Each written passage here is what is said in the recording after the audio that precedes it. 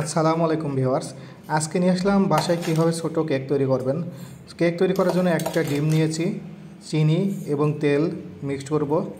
চিনি এবং তেল খুব ভালোভাবে মিক্সড করতে হবে, যেন চিনি দানা দানা না থাকে, খুব ভালোভাবে মিক্সড হয়। খুবই কম সংখ্যক উপকরণ দিয়ে আজকে কেকটা তৈরি হবে এবং ছোট পরিসরে কেকটা তৈরি হবে। খুব একটা বড় কেক হবে না, কেকটা হচ্ছে ছোটো হবে।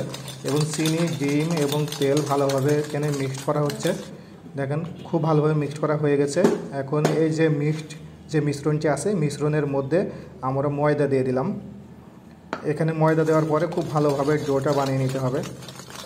খুব ভালোভাবে এটা মিক্সটা ভালোভাবে করতে হবে, যেন হচ্ছে সমস্ত ময়দায় মিশ্রণটি ভালোভাবে হয় এবং ভালোভাবে লাগে। যদি ভালোভাবে না লাগে তাহলে কিন্তু কেকটা ভালো হবে না। তো ভালোভাবে মিক্সড করার পরে দেখেন খুব ভালোভাবে মিক্সড করা হচ্ছে। এবং আর একটু ময়দা দিয়ে নিলাম। একটু ময়দা দেওয়ার পরে দেখেন একটু ঘনত্ব বেড়ে গেছে, ডেনসিটি একটু বেড়ে গেছে। এখন এটা যত ভালোভাবে মিক্সড করা হবে কেকটা তত ভালো হবে এবং কেকের ভিতরে সফটনেসটা তত ভালো আসবে। এবার হালকা পরিমাণ বেকিং সোডা এবং লবণ দিয়ে নিলাম। এবার যে বাটিতে কেকটি তৈরি করব দেখেন সেই বাটিতে একটু তেল দিলাম। তেল দিয়ে বাটির চারিপাশে তেলটা দিয়ে নেড়ে নিলাম।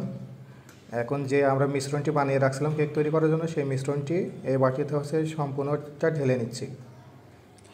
মিশ্রণটি ভালোভাবে ঢেলে নিচ্ছি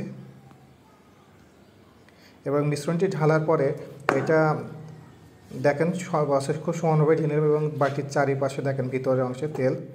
এবার হচ্ছে চুলায় বসিয়ে দিয়েছি। এখন দেখেন কত সুন্দর কেকটা হয়েছে। এবার দেখেন একটা কাঠি দিয়ে দেখাচ্ছি, দেখেন কোনো ময়েশ্চার নাই এবং কেকটা খুবই ভালো হয়েছে। এবার কেকটা দেখেন একটা প্লেটের উপর নিয়েছে, আপনাদের কেটে দেখাবো কেকটা কত কী পরিমাণ সফট হয়েছে, সফটনেসটা দেখাবো। দেন কেকটা এখন কেটে নিচ্ছি।